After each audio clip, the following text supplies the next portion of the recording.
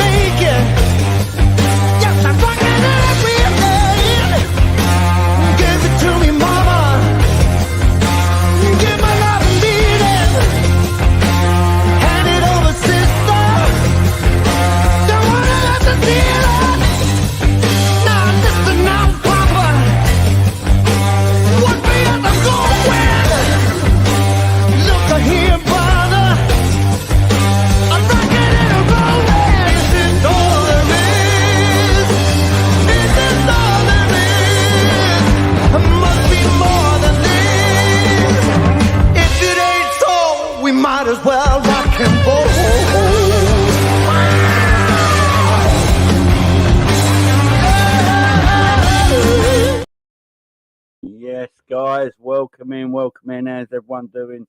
I hope you're all doing good this morning, guys. I hope you're all doing good this morning.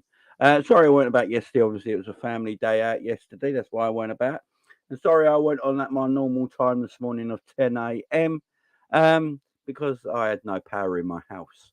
So these are the many reasons. I had no power in my house and I was out yesterday. So yeah, big up for everyone being here right now. Though. I do appreciate it.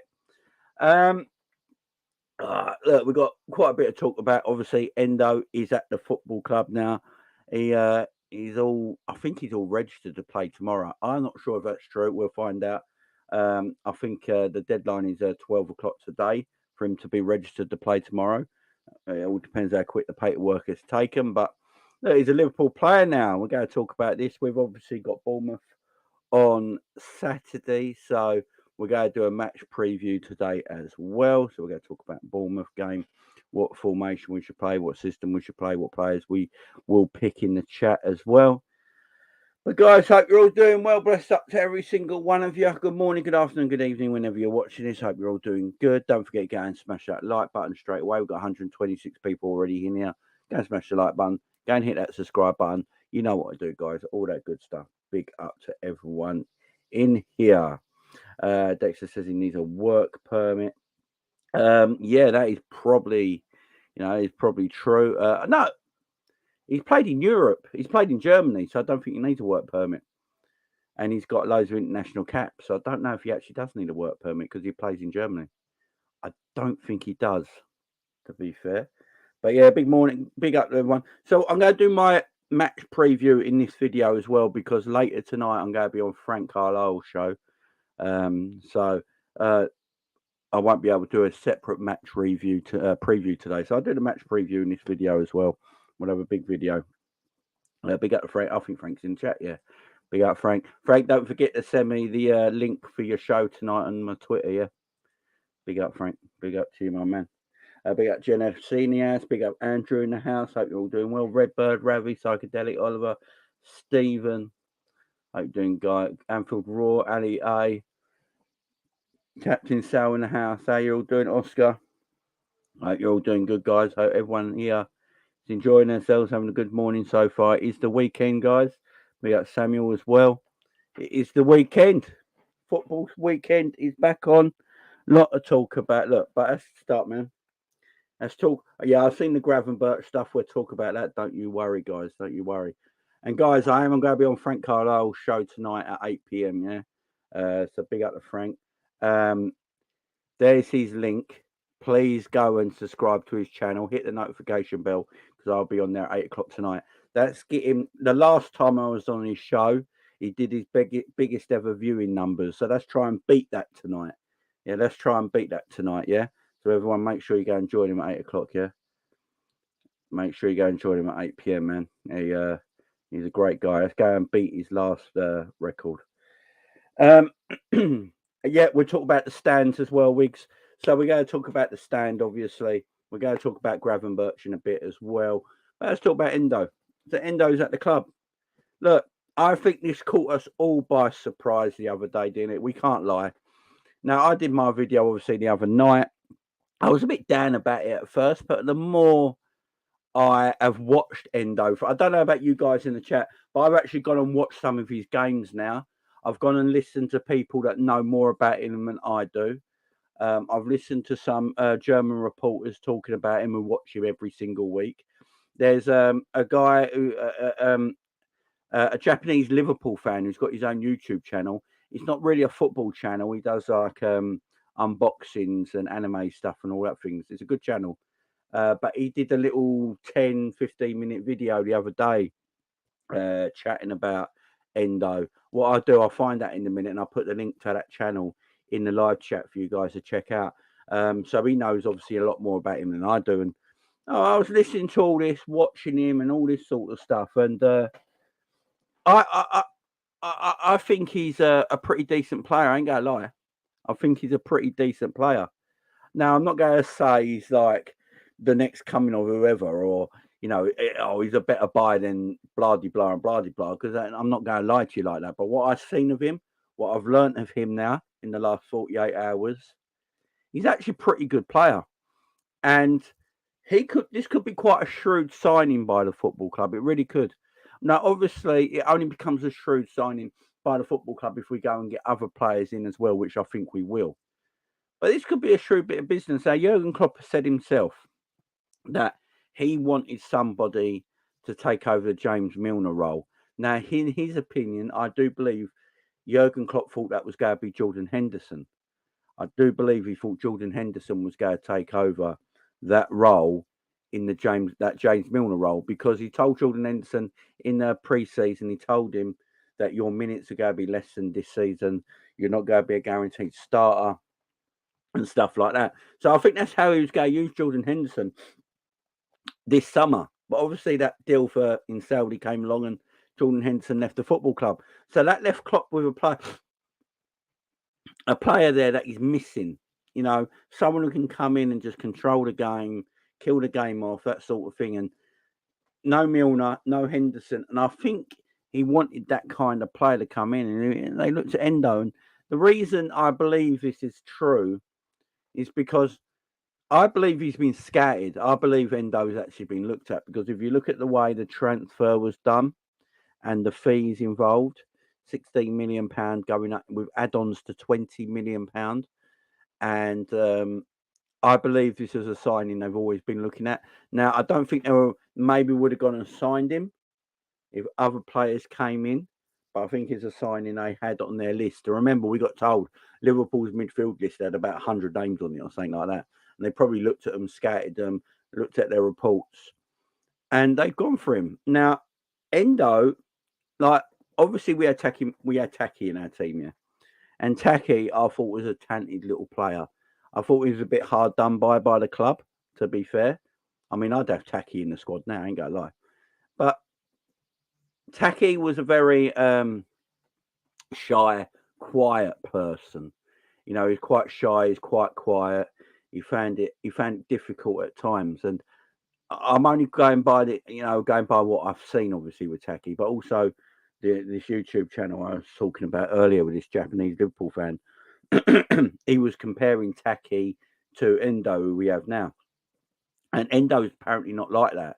Endo likes giving it.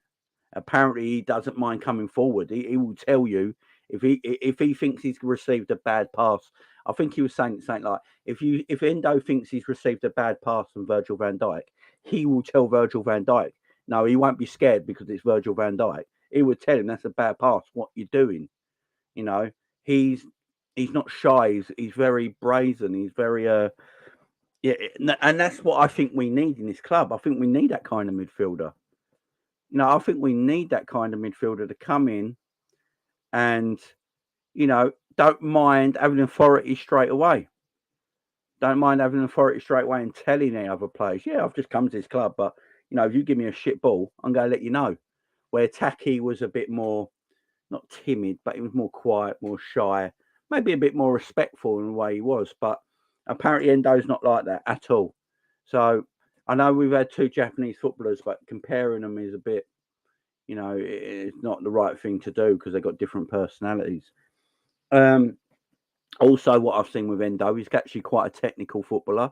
As a lot of Japanese and Asian footballers in general are usually quite technical, hard-working, and very athletic usually. And what I've seen of Endo, as I said, I've only had this 48-hour time limit to actually go back and look at some of his games and read up on him and listen to what people have been talking about him. But what I've seen and what I've heard of him, he looks like he's actually quite a technical footballer.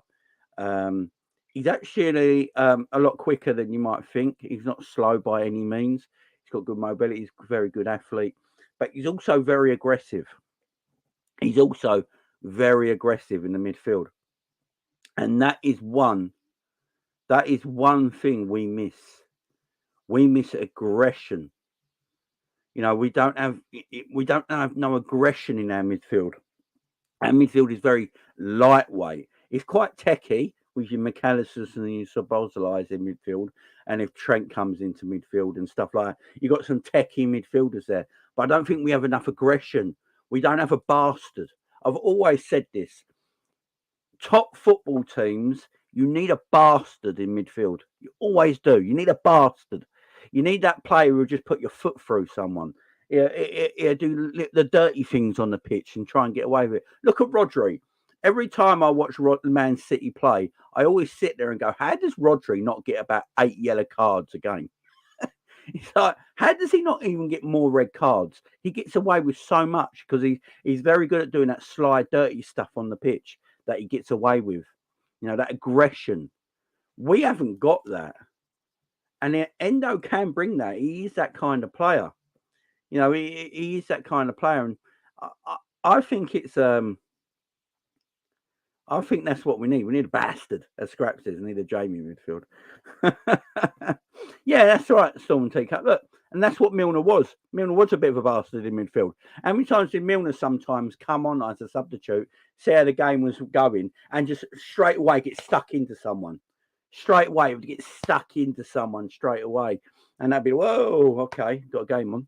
Right, that's what you need. And at the moment, we're too lightweight. We're too forgiving in midfield.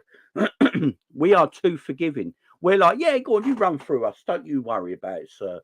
Go right through our midfield. There you go. Our goal's just over there. Go on, have a nice little run. That's what our midfield is like at the moment. We get out of the way. We're like, ooh.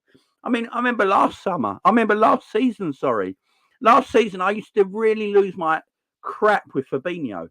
I used to lose my crap with Fabinho all the time because I remember in a few games last season. Do you remember this with Fabinho last season, guys? When a midfielder would run past him and Fabinho would go like that and let him run past instead of just taking them out. I'm like, what are you doing? Just like 2-foot him or something. Take him out. Get the booking for the team. And Fabinho used to just go like that and let you pass. I was like, what are you doing? You're not a hostage. Put your foot through the geezer.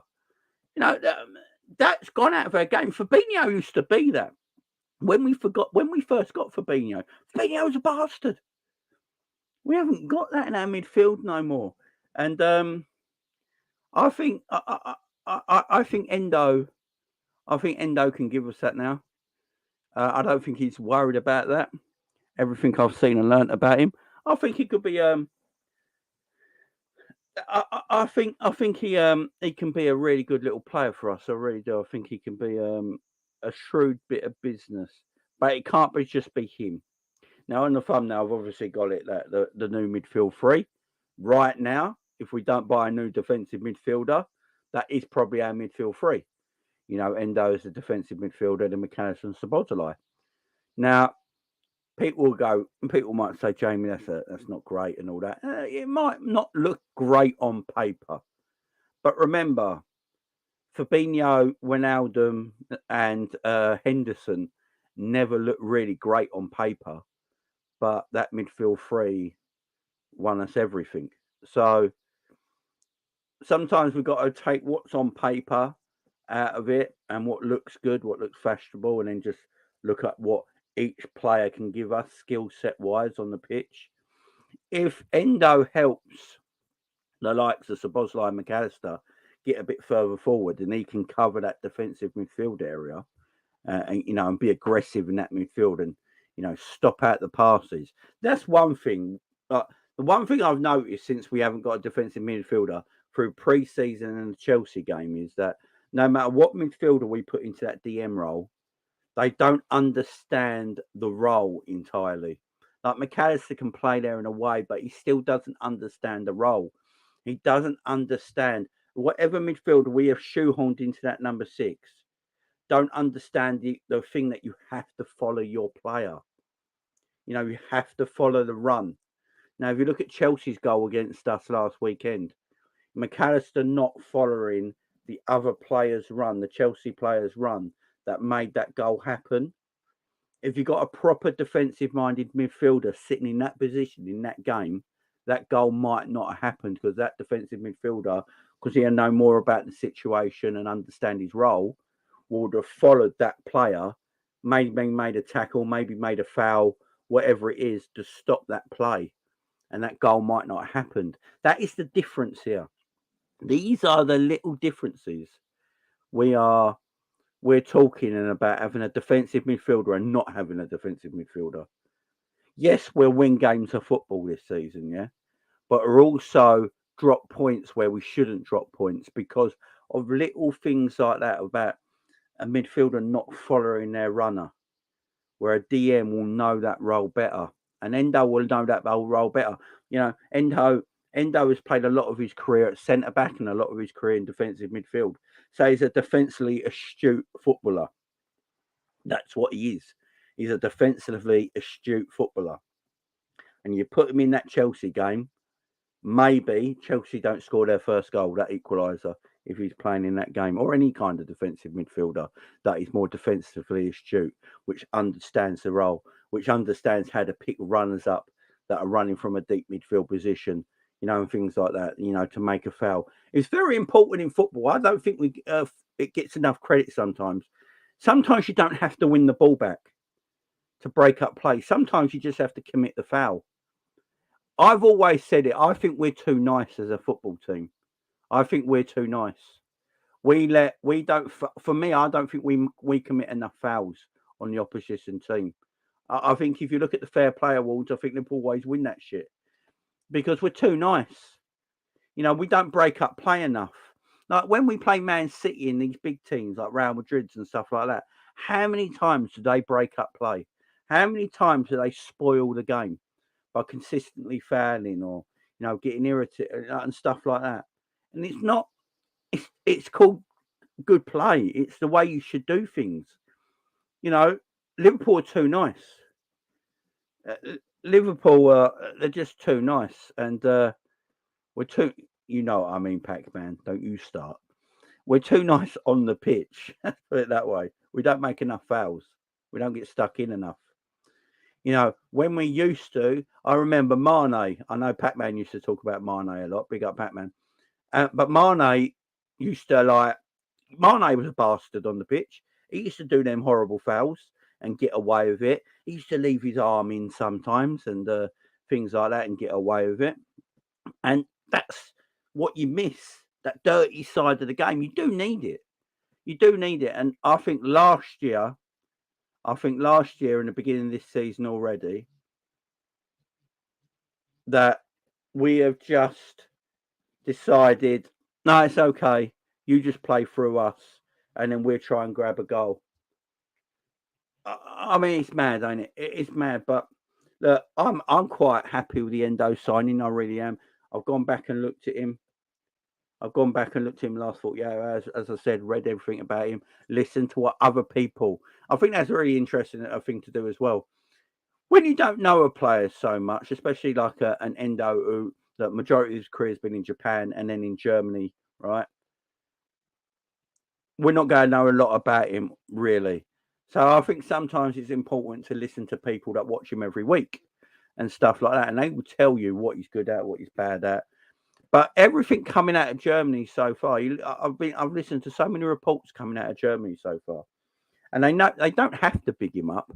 these are reports coming out of Germany that don't have anything to do with his former club or anything like that. That all say he's a little diamond of a player, and Liverpool could have had a shrewd bit of business there. And what a lot of people were saying is he will suit the way Liverpool play as well, because the one thing I remember Endo from was the World Cup, and Japan played that sort of high press, high intensity game, and apparently he likes that. That's what he likes. He likes a high intensity football game.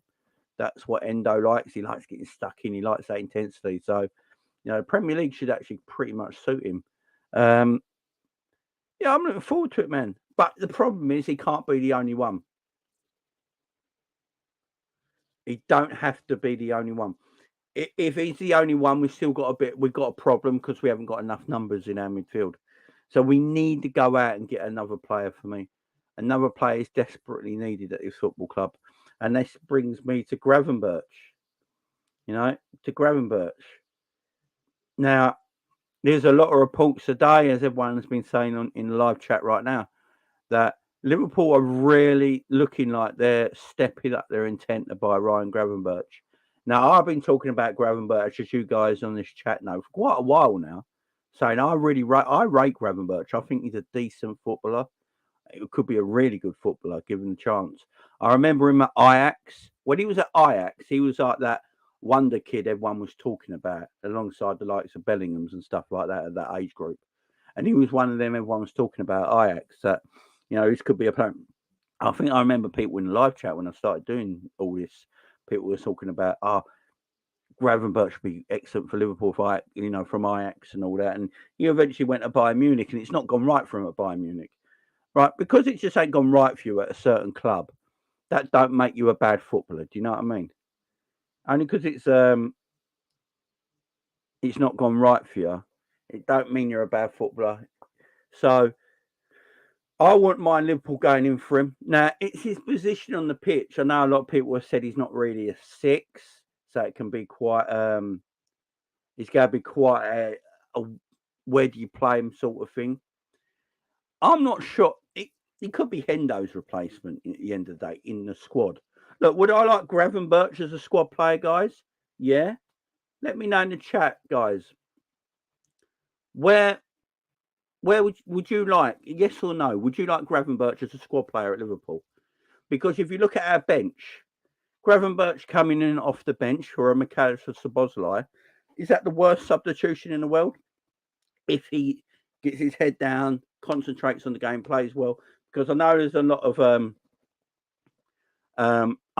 of stories out there saying that he ain't got the work ethic and all that sort of stuff. I don't know if that's true, and I don't really care. As long as he's got the work ethic for Liverpool, I don't care what he's done previously. But let me know in the chat. I know some of you are saying yes, some of you are saying no. We need a 6, and it's not him. Yeah, Thuram. Like a lot of people were saying Thuram, yeah. I like Thuram as well. I like Gravenberch. I like Kone. But then it depends what Liverpool want. Now, I've been saying it for a while. We need a centre back, but I don't think I'll be surprised if we do a centre back this summer. I wouldn't be surprised if we just get 2 midfielders in and get a centre back in January. I look at what's available in the market right now. Liverpool got a fascination with Gravenberch. That is obvious. It's very obvious. The club have been looking at him for about 12 months now. They were looking at him even longer than that. They were looking at him when he was at Ajax, but they didn't think they needed him at the time when he was at Ajax. That's why he went to Bayern Munich. And the club have never lost touch with Gravenberch, and they've been speaking to him for a while. And the Bayern Munich situation with Gravenberch is that Gravenberch now apparently doesn't feel like he's going to get the game time under a Tuchel. They got Conrad Lehmer in there and other players playing in that area. So this might be a good chance. And if you can get him for 30 mil, it's a good bit of business, It's a good bit of business. Now, I like him. I'm not going to say he's like an FSG signing or any of this stuff. I just like him. I wouldn't be unhappy. Like if we sign Gravenberch next week, I'll be like, oh, cool. I'm well happy with that. I'm stoked with that. I know some people will be like, nah, this ain't for me, and that's fine. No, not every transfer's for everybody. You know what I mean? But the problem is, if you, I don't know if Gravenberch can play in that 6 role, and that's my only issue with the transfer. That's my only issue with the transfer. But, and I'm going to say this, I'm going to say a big but here.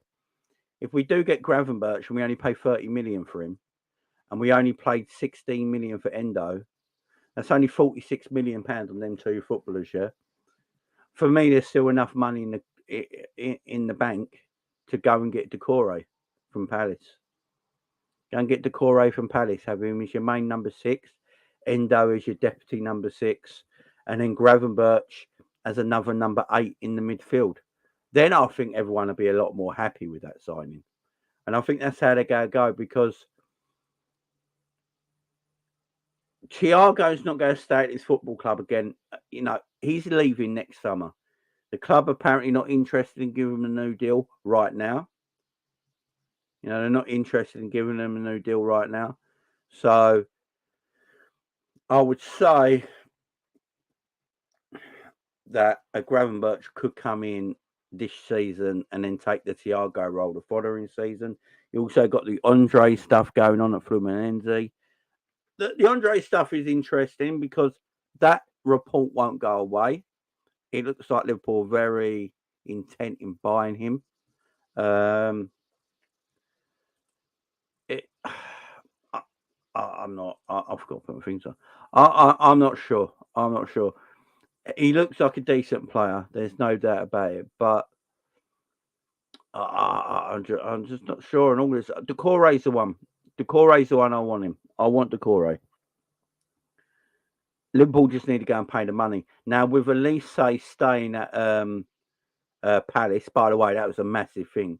I thought Elise was Chelsea bound. I really did. I thought he was off to Chelsea. And then all of a sudden you find out, no, he's staying at Liverpool. He's staying at Chelsea.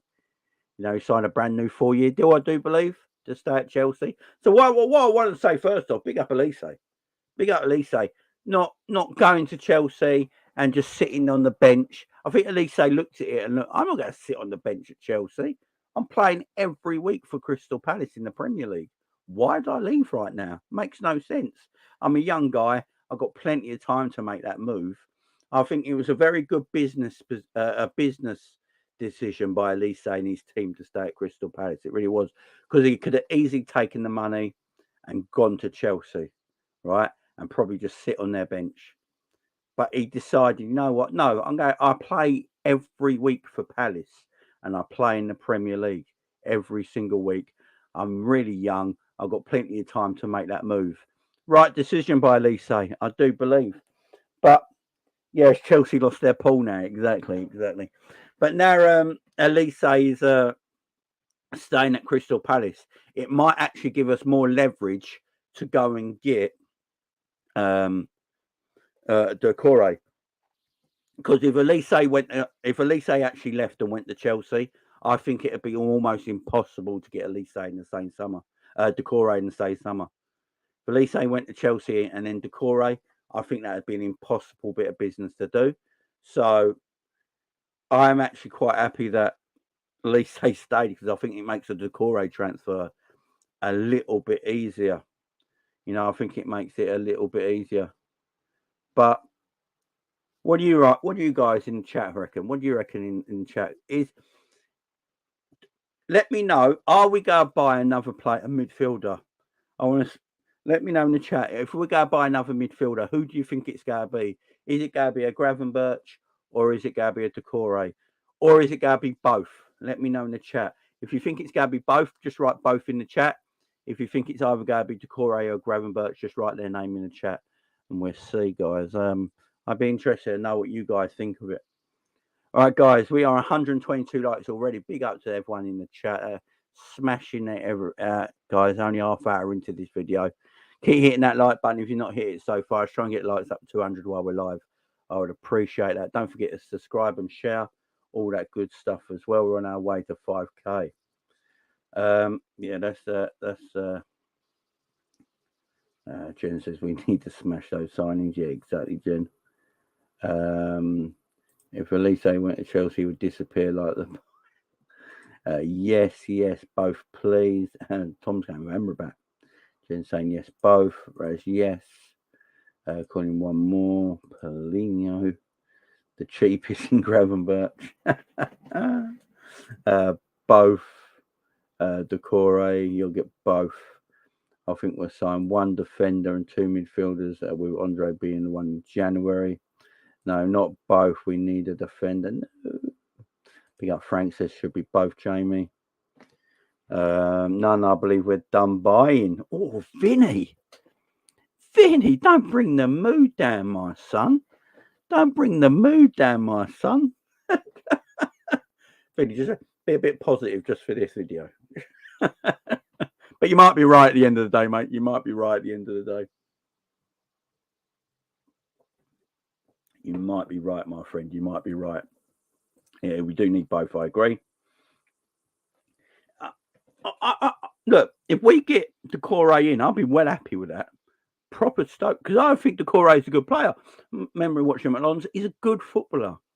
Sometimes we got this thing about players at certain clubs. You know, you're buying a player from a certain club. Why are we going to Palace to buy a footballer? How good can they actually be? You know, and things like that. There is that kind of thing in football where, you can't buy a player from that club. That's disgraceful. I mean, can you imagine if Twitter was about in the 80s and 90s? Can you imagine if the internet was around and you had social media in the 80s and 90s? Can you imagine Twitter when Liverpool sold Ian Rush to Juventus? Twitter would have gone mad. What do you mean you sold our best striker to Juventus? And then we were lined up to buy John Aldridge from Oxford United. And Twitter would have gone, we're replacing Ian Rush with a bloke from Oxford. Are you having a laugh? And then he went on to score over 100 goals in 18 months. It's the world we live in, man. It's the world we live in. Fofana, look, I read this earlier. Fofana from Monaco is going to Nottingham Forest for 35 million, apparently. Now, here's one I've been thinking. I said this yesterday on Fozzie's channel, but I'll say it for you guys now. With this whole war at Liverpool at the moment, you've got the FSG side, the Klopp side, the Sporting, all this mess at the moment at the football club, yeah? And everyone's picking a side who you choose. Some people are Klopp out, some people are Klopp in, some people are FSG out, some people are FSG in. Some people don't think Klopp can do no wrong and has nothing to do with anything. And he just gets fed this stuff and he has to deal with it and all that stuff. And then some people will say at the same time, but when they're a good transfer, this is the hypocritical nature of football, yeah? When Liverpool actually make a good transfer and a player really good, you always hear this, that was a Klopp signing. When Klopp brought him in, look how good he was. But when a player doesn't work at our football club, it's always, that was a Pep Linders signing, or that was an FSG signing. What was Klopp meant to do with that player? You always hear this because it's the hypocritical nature of football. But Klopp has the say on signings. I think Klopp, we don't usually buy a body just to get a body in. Now, Brendan Rodgers, when he was at Liverpool, just used to buy bodies to come into our football club, and anyone will do because he just wanted bodies, yeah? I like the fact that Klopp does wait sometimes for the right person, or he waits for the right transfer to appear, you know? With this Endo transfer, apparently George Schmack was all over it as the sporting director, as he should be, because he is the sporting director. It's his job, right? But apparently Klopp was all over it as well. Klopp was on the phone to Endo as well and talking to him and chatting with him and all that sort of stuff, giving him what we want from him and all that. So Klopp had final say on this transfer.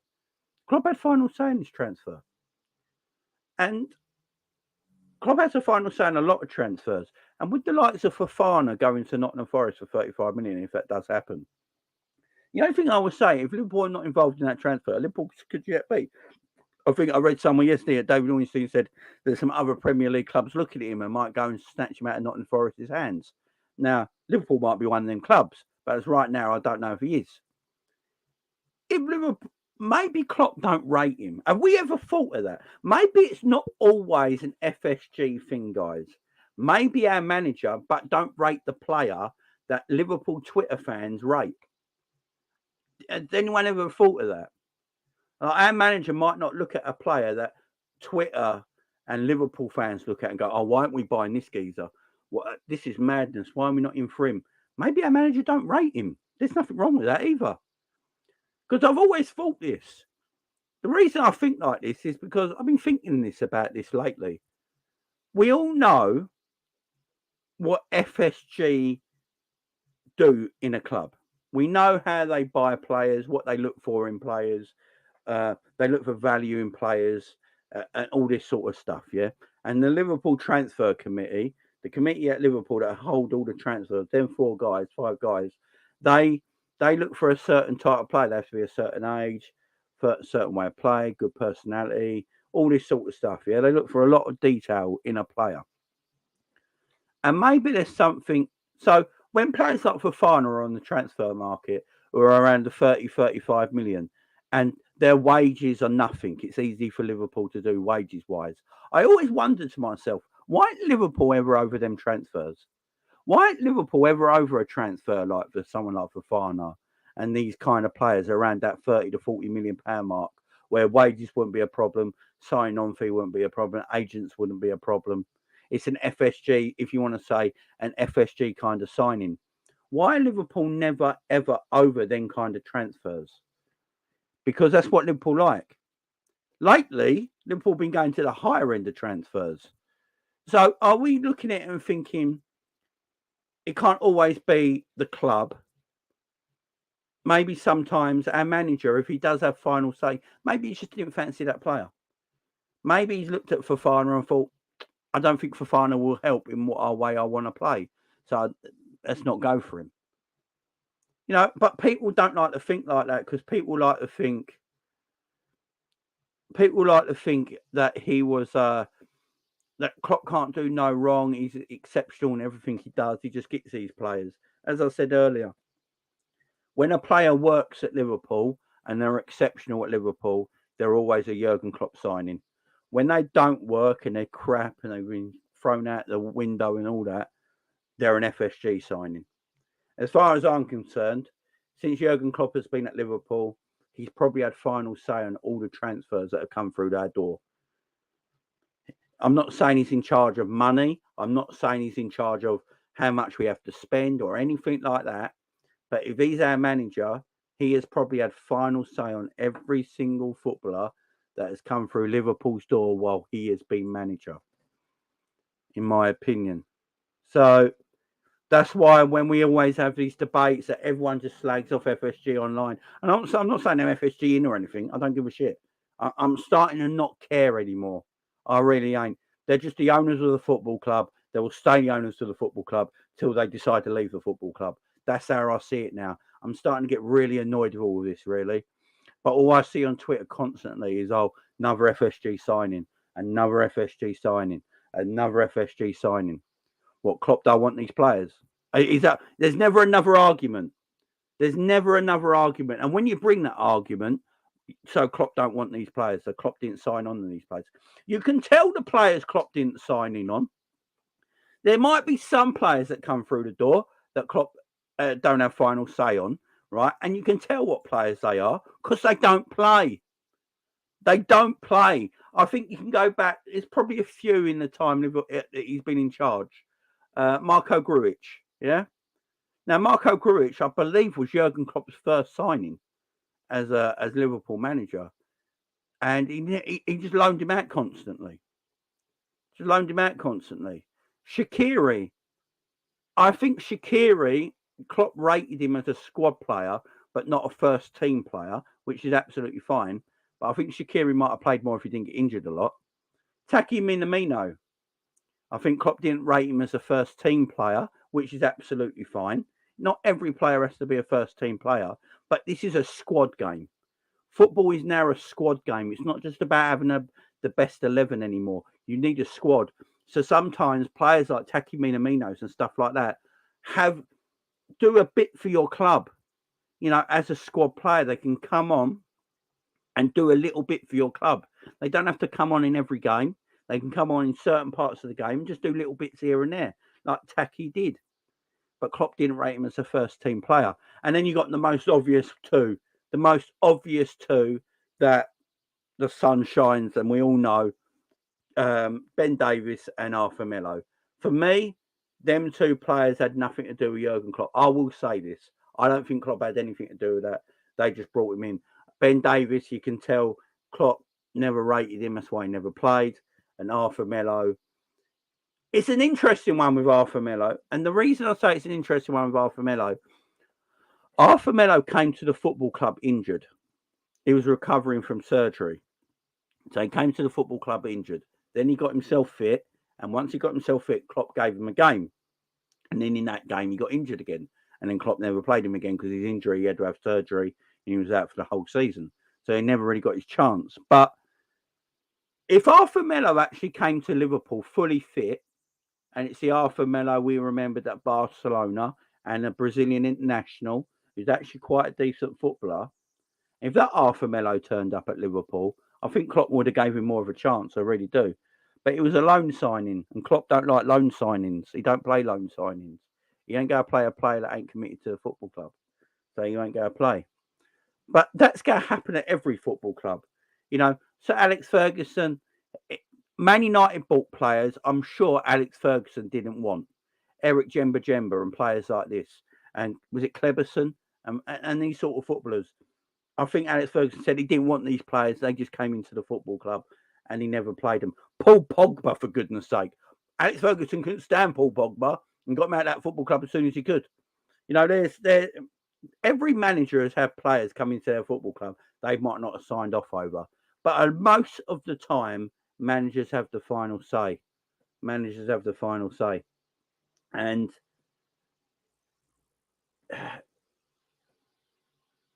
that's why I'm getting sick of the arguments. That's why I'm getting so sick of the arguments. It's always like an FSG signing this, FSG that, FSG this. The problem is, guys, we have a way of buying players, yeah? We have a remit in how we buy players, yeah? We look at value in the market. We look at prices. We look at all different things in the market. And that's the sort of players we go for. That's our market. You know, we go for that market of players. And quite a lot of the time, you'll find some gems in that market that then the manager can take and polish into world-class footballers. We know it's worked many times in the years under Jurgen Klopp. There's proof of this. Sometimes it doesn't work, but that's the way we are run as a football club. Now, is that ever going to change? No, because that's how our owners run this football club.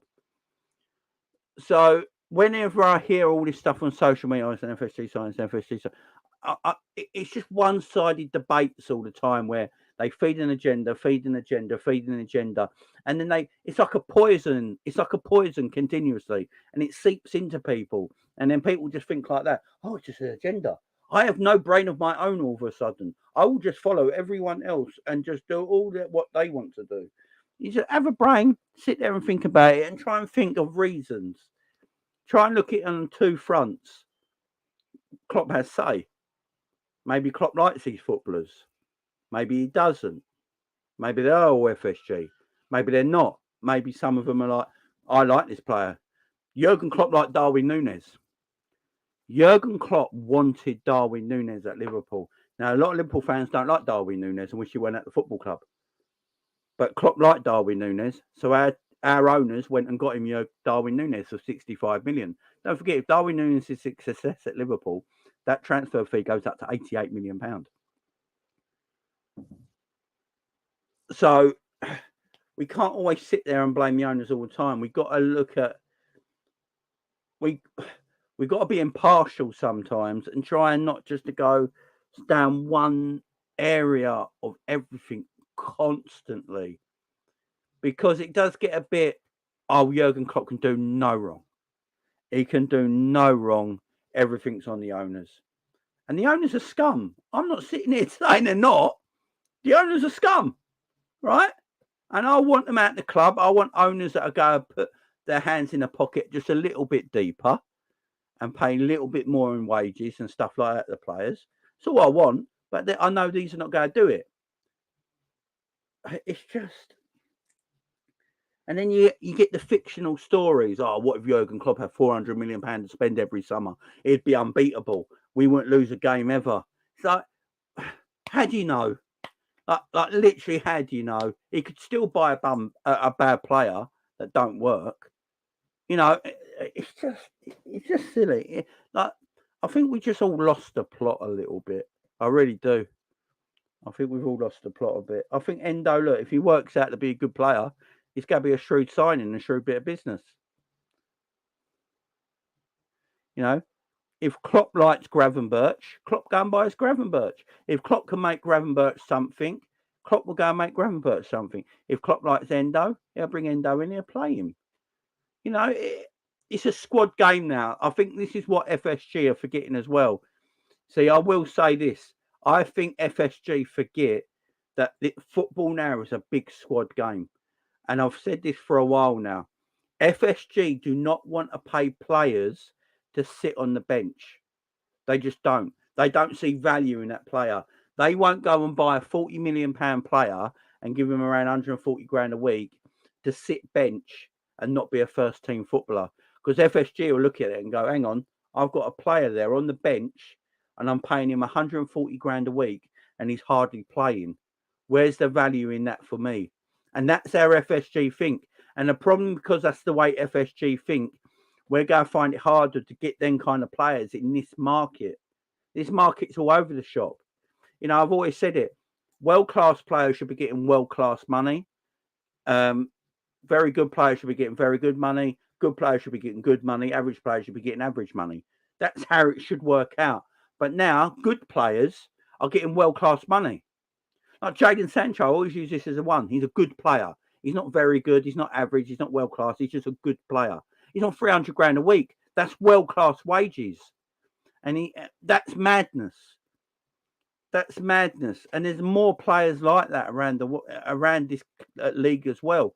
But our owners will not pay a good player that kind of wages if he's not playing every single week because they don't see that as value. And unfortunately, that's where we might fall behind because of that.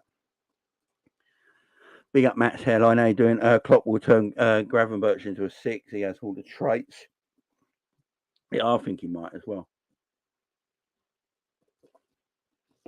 Big up Matt's hairline. Big up Matt from Coppage as well. But yeah, I think big up, well, you know, yeah, man, it is. It certainly is. Yeah, choose on 400 grand a week. He deserves it as well. I think he's going to be the best midfielder in the world, man. I really think Gravenberch has been judged wrong. He is a 6, played as an 8. He's physical and skill on the ball and perfect. He doesn't carry the ball well, hence why he's a 6. Hey, man, if he can sit, if he can make him something, I'll be well happy. Yeah, big up everyone. Go and sub to Frank Carlisle's channel, which you've not done so far. He's a Liverpool guy, man. Frank's got a big history. I think Frank does. I think I've seen Frank do. I think he's a history buff, aren't you? Not Frank, and he's done a lot of history videos on Liverpool, of the city of Liverpool and stuff like that. He's his hometown. So go and check Frank out. Frank's a great guy, man. Liverpool community YouTube channel. Everyone go and sub to this great man. Go and give him a shout out. Go and give him a shout out.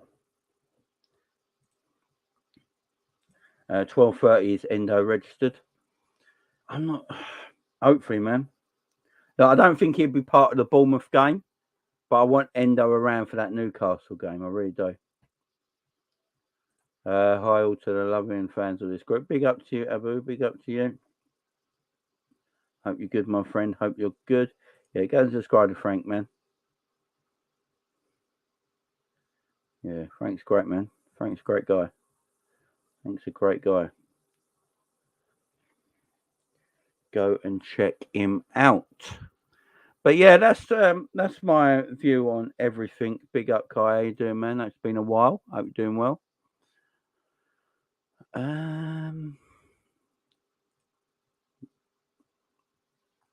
Right. Liverpool in a race against big up Cave sending the tweets. Liverpool in a race against the clock to secure a work permit for Endo in time for midfielder to be included in Saturday's squad. Bournemouth. I don't think we need him against Bournemouth, but yeah, so he does need a work permit. I thought that work permit rule changed, but maybe I didn't. I got it wrong, obviously. Ryan Gravenberch is open to joining Liverpool, who are prepared to pay up to 30 million for him this summer. I'll tell you what, 30 million wouldn't be that bad. 30 million for Gravenberch in this market, in the way players are going left, right, and centre for like ridiculous amounts of money. I don't think Ryan Gravenberch for 30 million would be a bad transfer, guys, at all. Because say it went wrong and it didn't work out for Ryan Gravenberch, you make your money back selling him, don't you? You literally make your money back selling him straight away. So, it wouldn't. It makes sense for us to go for him. It really does. He could be excellent for us. Sam Max Legend. How you doing, my friend? Hope you're doing well. Jamie, not the expected signing from the fans' point of view, but we support the player. Let's have him smash Casado when the Chavs come to Anfield. Big up, Sam Max Legend. You're right as well, my man. You're right. You're right. Let's just get behind the guy now. He's a Liverpool boy now. As far as I'm concerned, that's all that matters. If he's a Liverpool boy now, and he's going to be part of our club, that's all that matters. We get behind him every day of the week. I'm going to have to get out my Japanese World Cup top. Show some love. Show some love to our new man. I'm okay with Gravenberch. He can outdo Casado when on form. I think Gravenberch's a good player, man. Liverpool with money, we still at as we're broke. It's just sad. Decore. Look, I'd like Decore and Gravenberch to go with Endo. Personally, if I'm Liverpool, I'm looking now at getting. I've got Endo in for 16 million. If I can get Gravenberch for 30 million, that's only 46 million pounds spent. Then I'm getting Decore still. Go try and do a deal with Crystal Palace. Looking at Decore. I'd actually maybe. Here's one I would do. If Liverpool want Decore so badly, yeah, and I believe their owner at Palace has come out and said right now it'd have to be a big transfer fee for us to sell Decore this late in the summer, or we've already got someone lined up to replace Decore for us to sell him. If I'm Liverpool, people might not like this. People might not like what I'm about to say. But if I'm Liverpool, I'd go and buy Decore and loan them Stefan Betasesic for the rest of the season. That's what I would go and do. I'd go and buy Decore. I'd buy Decore from Palace, and to ease their wounds, I'd offer them Stefan on loan. I'd offer them Stefan Betasesic on loan. Because if we got Endo there now, Endo can play in that defensive midfield area. He's a more experienced footballer. He's 30 years of age. He's that experience that can come in. And Stefan then gets a year of Premier League football at Crystal Palace. He gets 12 months playing at Crystal Palace, in the Premier League every single week. So it benefits Liverpool on both ways. We get Decore in, plays DM. You got Endo there as the second DM. And then and we loaned Stefan out the Palace, and Stefan's getting a load of game time at Crystal Palace. So when we bring him in the following year, he's going to be a year older. He's played loads more football, and we've got a better player. Works out all well for us. That's what I would go and do, man. That's what I'll go and do. Because it's going to be hard to get Decore otherwise. And I know everyone's saying about bodies, but if we got Decore, Endo, Gravenberch, McAllister, Thiago, Szoboszlai, Curtis Jones, and Harvey Elliott, that's 8 midfielders. That's enough. We only play with 3. Literally only play with 3 midfielders. Why do we always need 10 midfielders? I don't get it. I don't understand why we need 9 or 10 midfielders. You look at Man City, you look at Newcastle, you look at a lot of these teams, they play with the same 5 or 6 midfielders all season. All season, the same 5 or 6 midfielders play. Now, if we're worried about injuries, then we need about 20 midfielders if we go to worry about injuries. So, yeah, that's all. That's all. That's what I'm saying. We know if we're worried about injuries, though, we're going to have about 20 midfielders. That's an issue on its own. You know what I mean? That's an issue in problem on their own. Big up, Mike Daz in the chat. How you doing, my man? I want Andre. I think we'll get him as well. I think we'll get him in January. No, I'm not on the Guinness. I'm on the Monster. I wish I was on the Guinness. I do like a drop of Guinness. I do like a drop of Guinness. I ain't gonna laugh. I ain't gonna lie. Those 8 midfielders are a neat bunch of players. We'll be cooking these young guns with Endo are durable. That's what I'm saying, Sam. That's what I'm saying. Big up, Sam, mate. Legend. I don't think we've got to stop going down this route of maybe needing 10, 15, 20 midfielders because of injuries. You know, if you look at you look at a lot of the midfields in this league, yeah, especially the top teams, they play with the same 5 or 6 midfielders the whole season. They rotate between them 5 and 6 midfielders the whole season, and they play the majority of games. If Liverpool worried about injuries, then they got to do something about their coaching and training and doctors and physios to stop these injuries happening. To be fair, and that's what I'm saying. Decore, no, let's say that out loud again. Decore, Endo, Thiago, McAllister, Szoboszlai, Curtis Jones, Harvey Elliott. Who else did I miss out? Who did I miss out on? Missed out on someone. But that's quite it's quite a lot. That's good depth. There's good players there. There's good durability there. There's some techie players there. You got a nice little mixture, and you loan out Stefan to Crystal Palace. But if you don't get Decore, if Liverpool don't get Decore and they find it hard to go and get another defensive midfielder, then you got Decore. Then you got Stefan Gravenberch, if we buy him, McAllister, Szoboszlai, Thiago, Curtis Jones, and Harvey Elliott. I don't think that sounds as good, personally. I don't think that sounds as good. I think Decore says your number one. You get Decore in, he's your defensive midfielder for the whole season. He's your defensive midfielder for the whole season. Endo comes in as that squad rotation with Decore when he gets subbed off and stuff like that.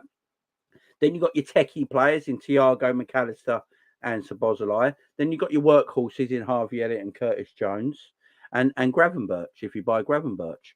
That, for me, is the best midfield set. That's for me is a good midfield set. And then Stefan Bajcetic is getting a year at Crystal Palace with a lot under his feet. You know what I mean? Because maybe it's just me. Jamie, if big up Saturn as well. Jamie, if I am LFC, I would buy Decore, a left-sided centre back, and Gravenberch, and in January I would deregister Adrian and add Andre to the from Brazil.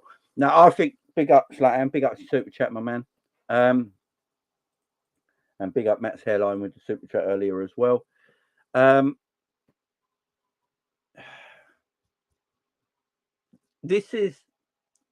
been reading news lately that Liverpool are going to let Adrian go because we have got this homegrown quota problem. Now, for Liverpool to bring in a Decore or a Gravenberch, the rumours is they're going to let Adrian leave. They're going to let Adrian go, right, to free up a space, right? All this tells me it was madness at the beginning of the season to give Adrian a new contract. That made no sense. Why give Adrian a new contract if then a couple of months later you go let him go to so he can free up a homegrown space? So he might be on something there, Slan. I've been reading as well that it's Andre. It looks like Liverpool going to try and get him in 2024. I wouldn't be surprised if we get him in January. We've been making January transfers now. We've been making January transfers now for a while. You know, Diaz coming in 1 January, Gakpo the other January. So maybe we do go and get Andre in January. I remember it won't be a problem for him to come as well. I know he's played all his career in Brazil, but because he's had a Brazilian international cap, the work permit side of it won't affect him coming to Liverpool because he's had that international cap. So getting him ain't going to be a problem now. It might have been more difficult before, but getting him now is not a problem with the new rules.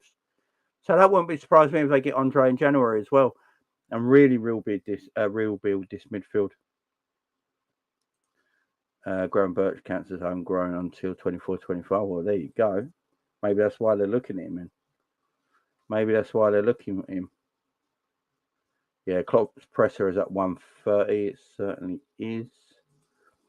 Endo suits the Liverpool kit. It's all done there. Yeah, big up Endo. Is it all done? Is it on Twitter now? Let me have a look. I think I just saw Daryl in the chat as well. Big up Daryl. Yeah, it's all done. Welcome. What true. And I'm very excited to join this club, and I'm looking forward to seeing you at Anfield. Yeah, and another thing as well. Apparently, Endo can speak a little bit of English. Apparently, his English ain't too bad. Apparently, I was watching that YouTube channel from that Japanese Liverpool fan. I can't remember his YouTube channel.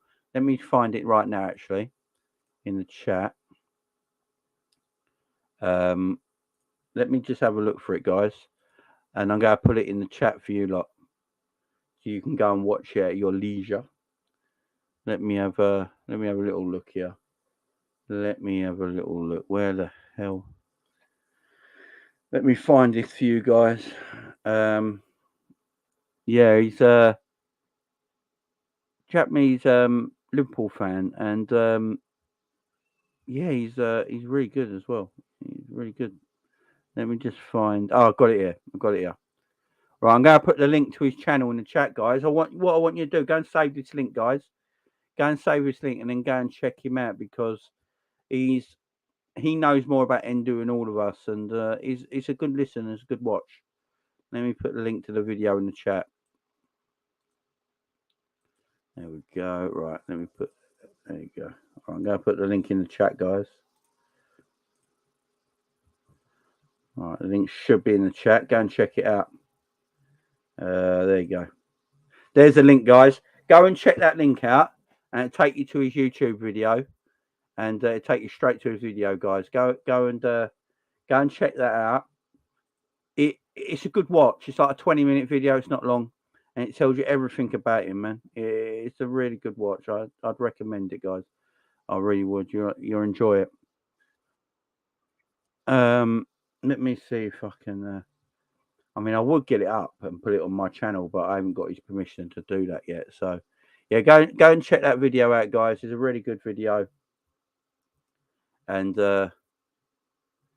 yeah, go and check it out. I've seen another person talk about that. Well, not person. I've seen people online talking about this is just a transfer to get the Japanese market and stuff like that. And where I disagree on that is that we're Liverpool Football Club. We're massive in Asia. I don't think we need an Asian footballer just to make ourselves even bigger in Asia. Did anyone see pre-season? You know what I mean? So I don't believe in that. One player I'm gutted we'll miss out on is Inacio. I think he's opening to join Liverpool. His offer is made. Also, Real Madrid needs some money. They're close to FFP breach. Big up Sam Max Legend for the super chat. I appreciate my friend as always. Much love to you, my man. Yeah, I mean, Inacio is one that Liverpool have been linked with heavily, but I believe he just signed a new contract, and now isn't his release clause gone up to 60 million, where before it was 35 million, something like that. But that'd be typical Liverpool, wouldn't it?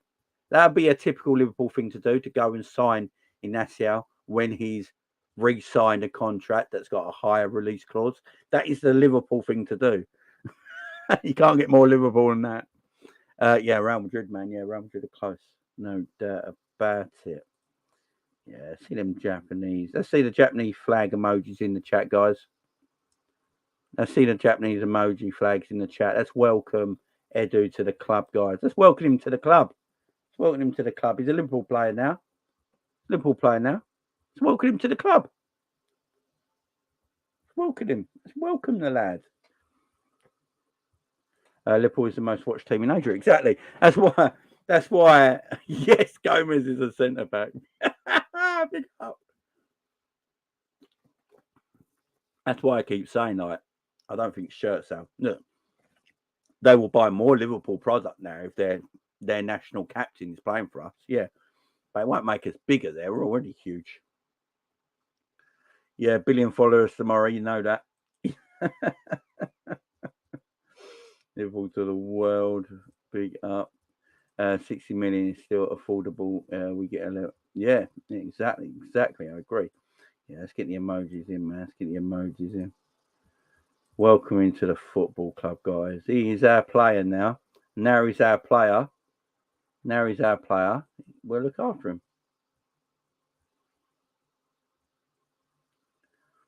Here's one as well.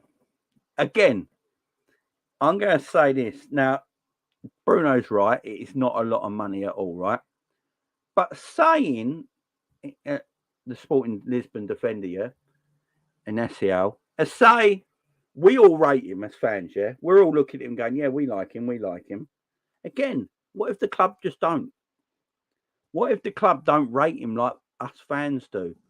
I think there is a thing in football sometimes where when a club buys a player that fans don't rate, they hate that player straight away, but then that player can turn out to be good.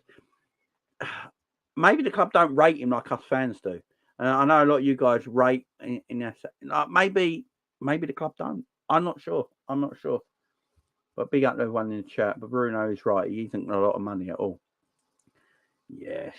Yeah, let's get him in, man. Let's get him in. Yeah, Klopp likes captains in his team, definitely. Yeah, let's get the flags in, man. Welcome into the club now, man. Welcome to the club. I got a feeling, yeah, big up, Nigel. How you doing, man? I got a feeling Endo's going to be quite a popular player at the club. I just got his feeling Liverpool going to get really behind him, and he might be quite a popular player at our football club. I'm hoping anyway. I really am. Right, let's talk about Bournemouth, guys. Right, let's talk about Bournemouth. So we got Bournemouth this Saturday, guys. How are we feeling about this game? It's the first game back at Anfield for us this season. Obviously, we drew against Palace, drew against Chelsea in our opening game. Going back and looking at that Chelsea game now, it's not the worst result in the world, is it? It's not really the worst result in the world. A 1-1 draw at one of your rivals away from home. If we look back at it on now, guys, is it actually the worst result in the world? I don't think it is. We didn't lose. Yeah, we didn't get the win we wanted, but I don't think it's the worst result at all. A point at Stamford Bridge, not at all. Now, obviously, last year when we played Bournemouth, I think it was our third game of the Premier League season last year at home. We won 9-0. Now, I do not expect us to go winning 9-0 this weekend, but I am expecting a big victory.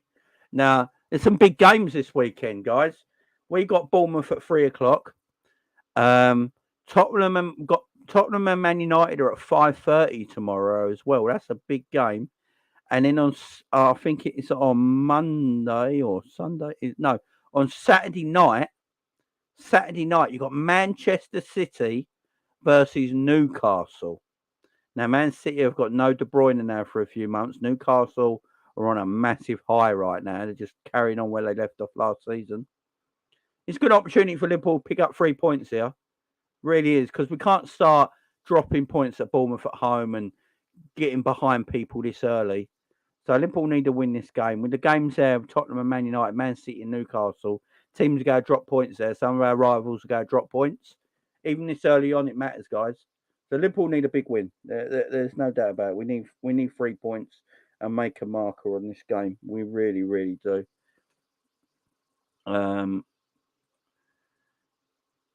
So these two teams, Liverpool have got 12 wins at home against Bournemouth. Bournemouth won twice at Anfield. In total, Liverpool have 12 wins against Bournemouth. Bournemouth have 2 wins against Liverpool. 6 of them wins have come at home. 6 of them wins have come away. Bournemouth have never beaten Liverpool at Anfield.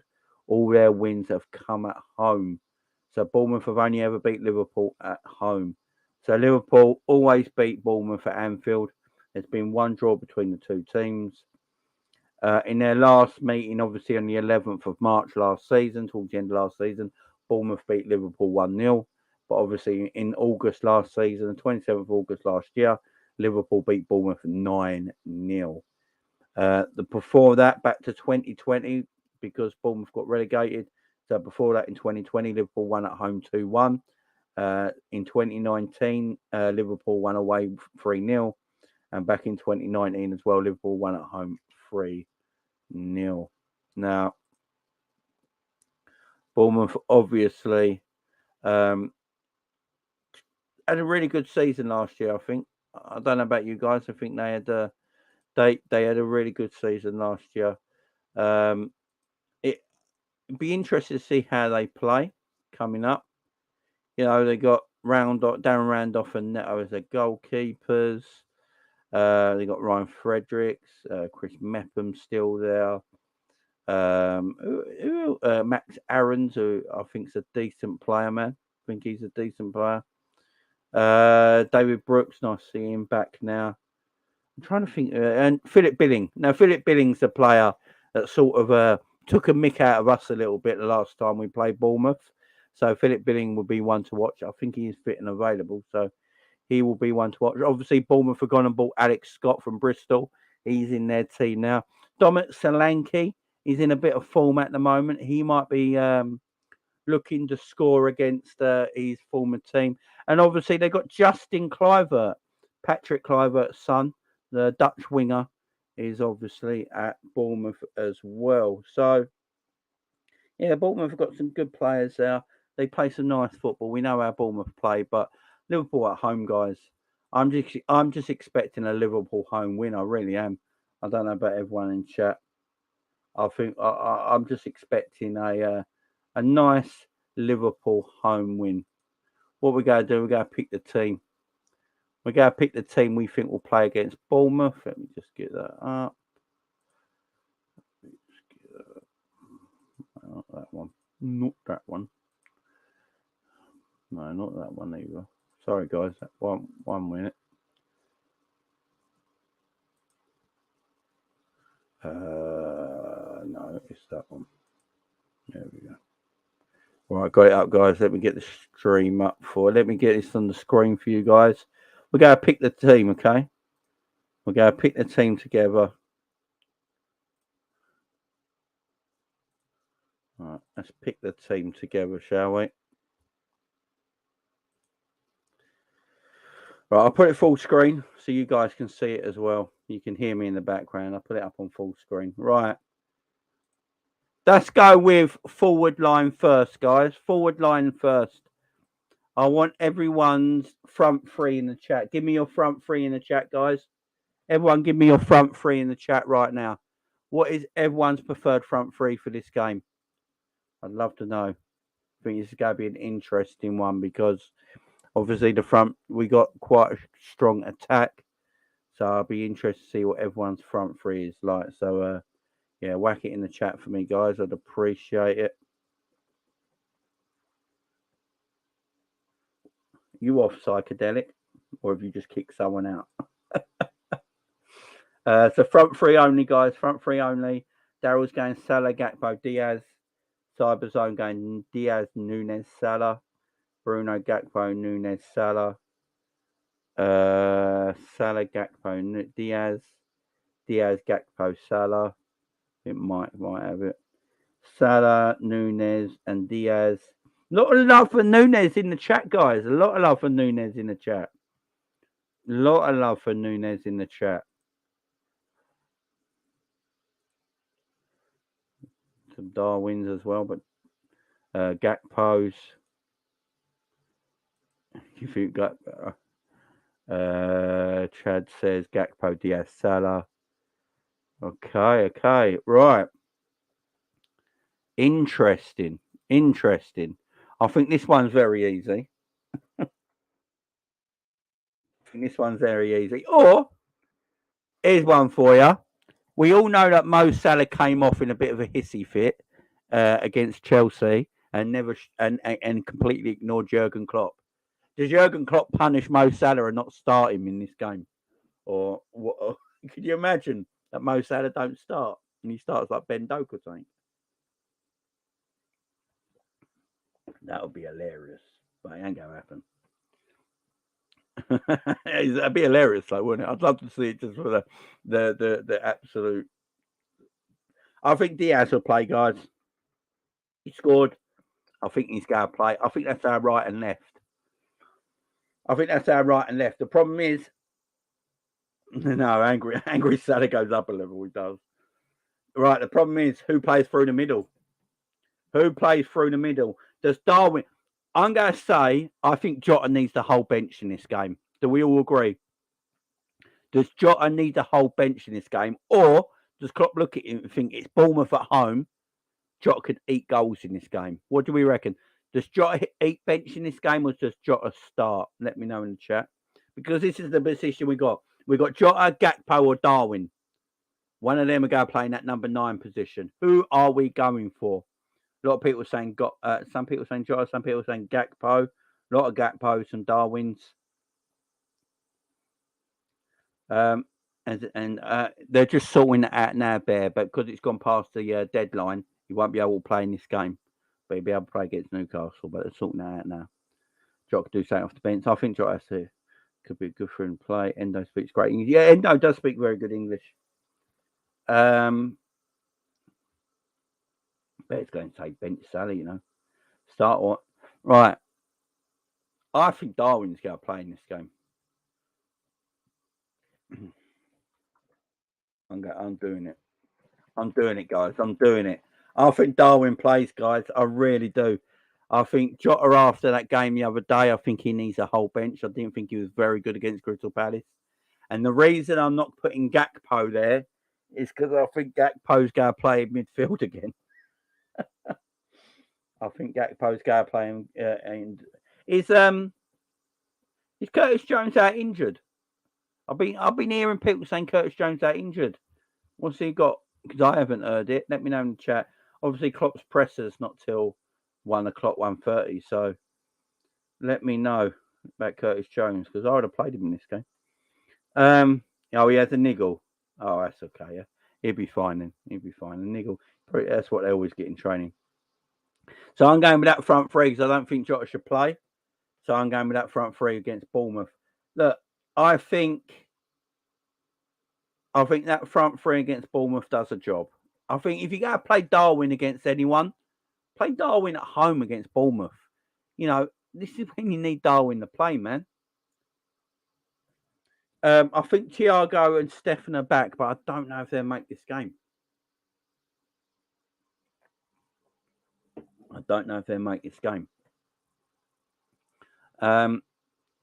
Right. You guys let me know if this is wrong. Well, it is wrong because it shouldn't happen, right? But this is going to happen.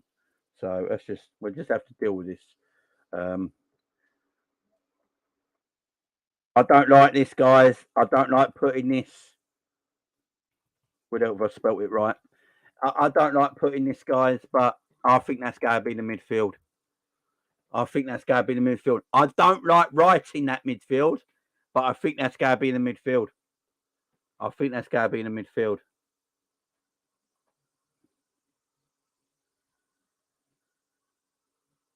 Yeah, but Mike, do you actually think that's going to be the midfield, though? I do. If Thiago's fit, I'd have Thiago in the 6. But if Thiago's not fit, I think that's the midfield. I think it'd be something like that. Something like that. I think that'd be the midfield. I think that might be it. If Thiago's fit, I'll take Gakpo out of that team and I'll put Gakpo on the bench. And I'll put Thiago in the 6 and I'll put McAllister and Szoboszlai just in front of him. And or in fact, I'll do this. In fact, if Thiago's fit and ready to go, I'll play a double pivot. I'll probably play that. Oh, the other way around, sorry. Play Thiago there. Still there. If Thiago's fit, that's what I'd play. If Thiago's fit and available, I'd probably play that midfield.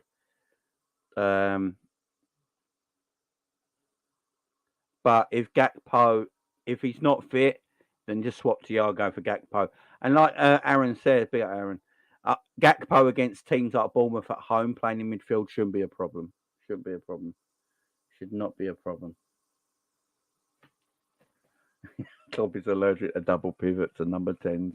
I know. But this is my team. 21's play night, 7 p.m. Big up, Clifford. Thank you for letting us know, man. I will tune into that. And then obviously the defense is the defense. It looks after it. What the hell am I doing? It looks after itself.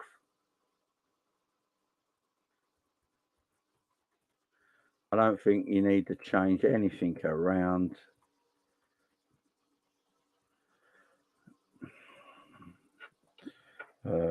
This is the interesting one, actually. Whoa. Before I put Robbo in.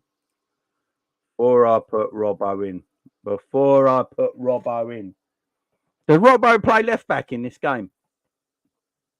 Do you play Robbo in this game, or do you give Simicast a go? Let me know in the chat. Before I put Robbo in, does Robbo play this game? Do you know what? I don't think Thiago's going to be available, guys. I don't think Thiago's going to be available. So I'm going to put Cody back in and go back to that sort of position there. Go back to that and that. There we go.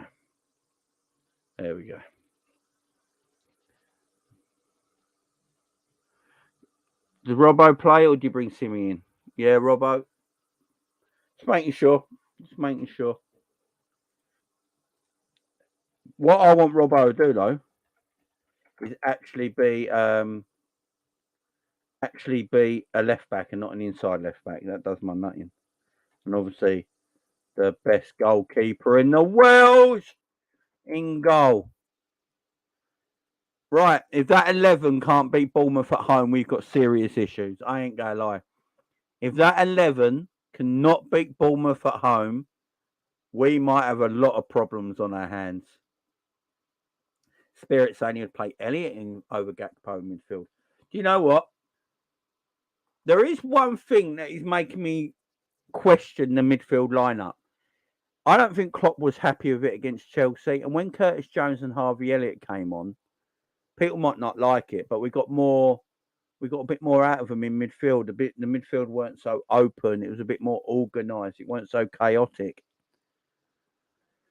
So if Curtis Jones was fit and available, I might have Curtis Jones playing instead of Cody Gakpo, you know. If Curtis Jones is fit and available, I know people saying he might have a little niggle, so he might be on the bench for this game, or he might miss out entirely. But if Curtis Jones is fit and available, I might put Curtis Jones in instead of Cody Gakpo, you know. And because he's an actual midfielder.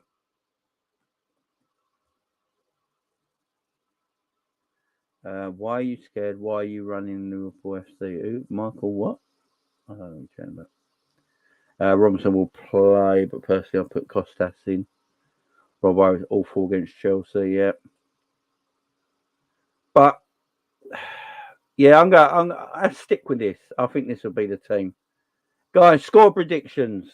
Score predictions in the chat. Let me know your score predictions right now. What are we saying for this game, guys? There's the team right there. Alisson in goal, Trent, Canate, Van Dijk, Robbo, McAllister, Bosley, Gakpo, Luis Diaz, Darwin Núñez, Mo Salah. What are we saying, guys? What are we saying? Score predictions. Get them in right now. Like I said, it's going 6-0, you know.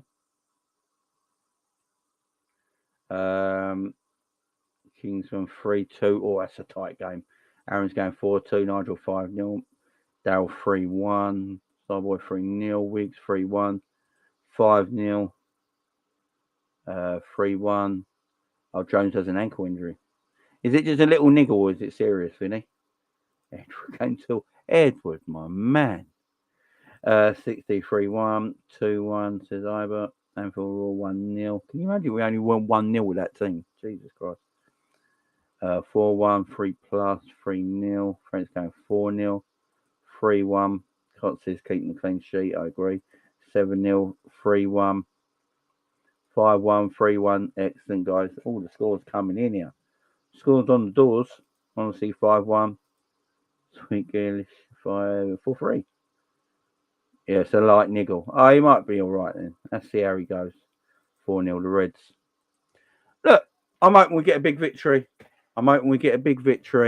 And we got Newcastle next weekend. For me, we need these 3 points most importantly. Now, before I go, the Anfield Road, the Annie Road end. Now, let me just quickly have a look to see if there's any more details.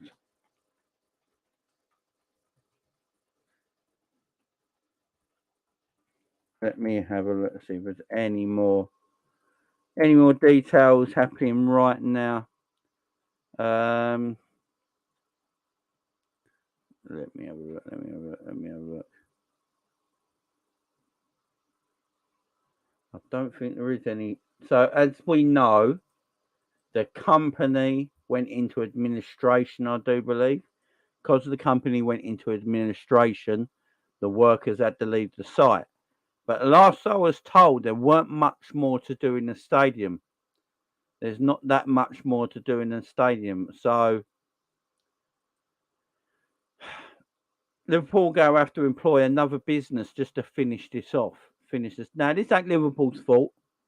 This happens quite a lot sometimes in building work and stuff like that, where, sites close, they go into administrations, there's business issues. This happens quite a lot. If you remember Wembley when it was getting built and things like that. So this happens quite a lot. It's just unfortunate for Liverpool that everything comes around at one time. So, and kicks us in the balls. So hopefully they can get this finished. They get a new group of people who come in to get this Annie Road end all done. Because it needs finishing. The bottom tier is all done. It's just the top tier. Liverpool's first home game of the season against Bournemouth will take place this weekend, despite the development contractor entering into administration. News came on Thursday morning that Anfield Road consortium company, the Buckingham Group, filed a notice to appoint new administrators. Buckingham Group has made us aware that it has filed for a notice of intention to appoint administrators.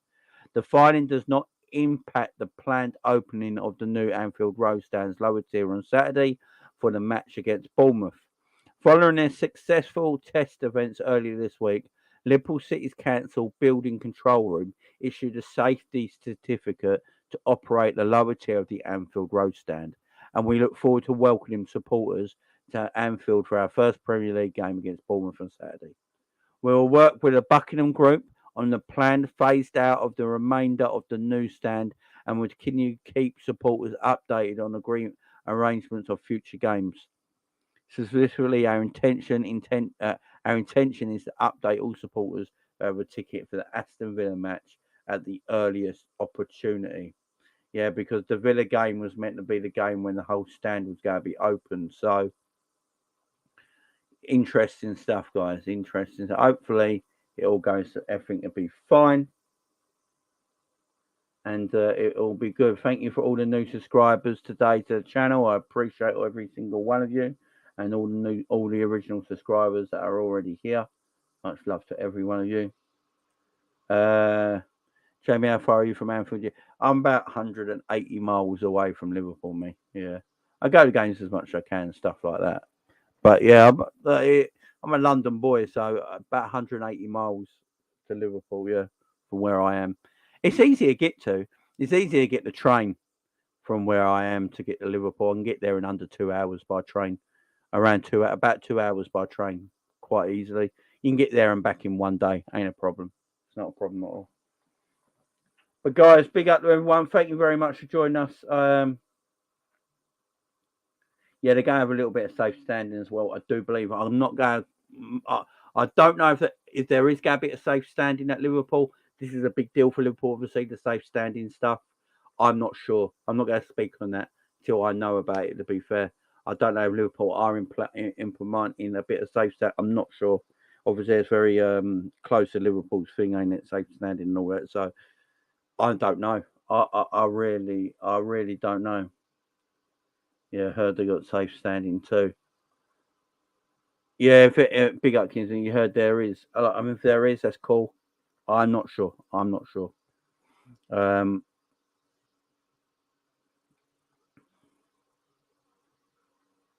yeah, exactly. Psychedelic. Exactly. 8 hour round trip. Yeah, if you do it by train, you can get there and done in a day. It's not bad. It's not bad. But guys, big up to all of you. Thank you for joining me today. I do really, really appreciate it. Enjoy the rest of your day. Enjoy the weekend. I'll be back tomorrow for the watch along for Liverpool versus Bournemouth. I'll be live around 2:30. So make sure you join me for that. And guys, tonight at 8 p.m., make sure you join me on Frank Carlisle's show. 8 p.m. tonight. The last time I was on his show, he had his biggest ever viewing numbers. His subscribers increased and everything. So let's try and do that again for him tonight. He's a great guy. He's a great guy. He's got a lot of history about Liverpool that he knows. You know, he has great guests on there. Make sure you tune in at 8 p.m. tonight. Do him a favour, guys. Just go and check it. Go and check the video. Leave a like on it. Subscribe. All that beautiful stuff, yeah? Go and watch me on there tonight at 8 p.m. Go and tune in for him. Let's make it a big show for him. So I know it'll make his day. Let's make it a big show for him. Right, big up, guys. Much love. See you tonight if you're on Frank's show. See you tomorrow for to the game. Enjoy the rest of your day. Bye bye for now.